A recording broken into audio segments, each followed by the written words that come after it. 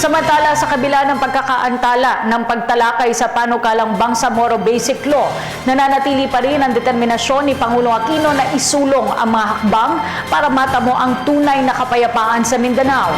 Ang detalye ihatid sa atin ni Rocky Ignacio mula sa Malacanang. Live. Maraming salamat, Cathy. Handa makipag-usap si Pangulo Aquino sa Senado at sa iba pang Mindanao stakeholders kaugnay ng Mama Sapano incident at kung ano ang implikasyon nito sa peace process. Determinado si Pangulo Aquino na isulong pa rin ang mga hakbang para sa pagtamo ng tunay na kapayapaan sa Mindanao sa harap pa rin ng Mama Sapano incident. Nakipagpulong si Pangulo Aquino sa mga lider kongreso para alamin ang mga saloobin sa usapin ng Bangsamoro Basic Law at sa peace process matapos ang kontrobersyal na SAF 44. Ito po, sabi nung isang congressman, no, hindi ko lang, according to the notes, wala kasi yung pangalan niya, no? I will just quote, no?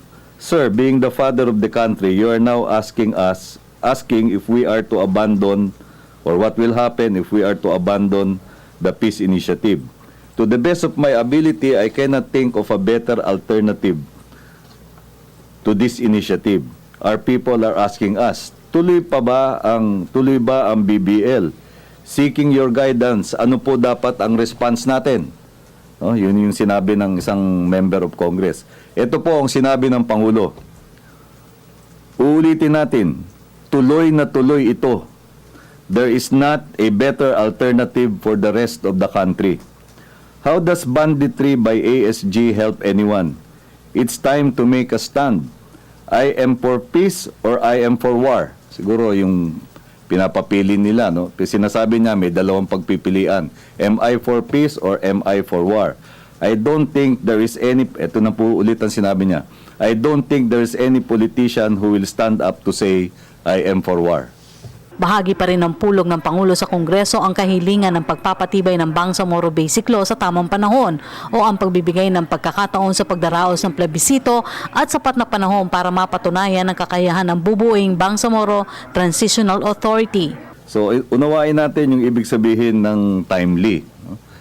The President qualified it by saying na yung time element dyan dapat isinaalang-alang ang mga sumusunod. Una, yung pagdaraos ng plebisito dahil may proseso para dyan at may panahon na nauukol para dyan.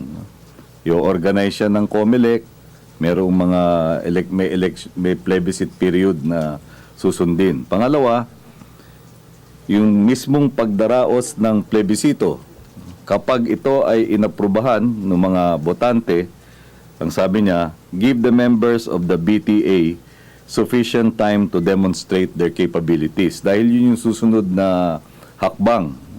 Pagkatapos ma-approve ito sa plebisito, ay maitatatag yung Bangsamoro Transitional Authority. At ang layunin nito ay ipakita o i-demonstrate kung paano naiiba o kung paano yung improvement ng BTA over the existing structure, which is ARMM. So yan ang konteksto sa pagsasabi ng Pangulo na kinakailangan yung pagpasa sa BBL in a timely manner. Sa pulong, sinabihan niya ni Ad Hoc Committee Chair Rufus Rodriguez ang posibilidad na dalhin na ito sa plenaryo dahil sa pagkakaroon ng recess ng March 20 hanggang May 3 at May hanggang June 11 bago ang pagbubukas ng SONA sa July. Ang pagkaunawa ko doon, there could be a reasonable expectation or an aspiration na dito sa intervening period between now and May 4, magagawa na yung nararapat para ihanda yung BBL na yon for plenary discussion or plenary voting or whatever. Kung ano man ang binibigyan ko na lang ng interpretation yung ibig sabihin ng plenary. No? Ang aking pagkaunawa doon, pag sinabing plenary, lampas na siya sa committee.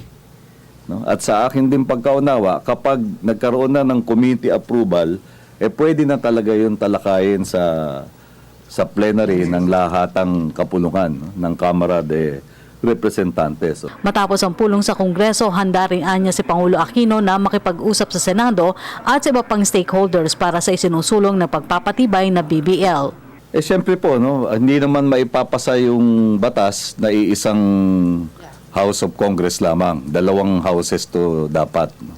Kaya mahalagang stakeholders din po ang ating mga senador at sa aspetong yan, sa pakiwari ko naman ay bukas ang Pangulo sa pag-usap sa kanila kung ito ring paksang ito ang tatalakayin. At yan ang aking pag-uulat mula dito sa Malacanang sa tulong ng RTVM. Ako po si Rocky Ignacio para sa Telebisyon ng Bayan.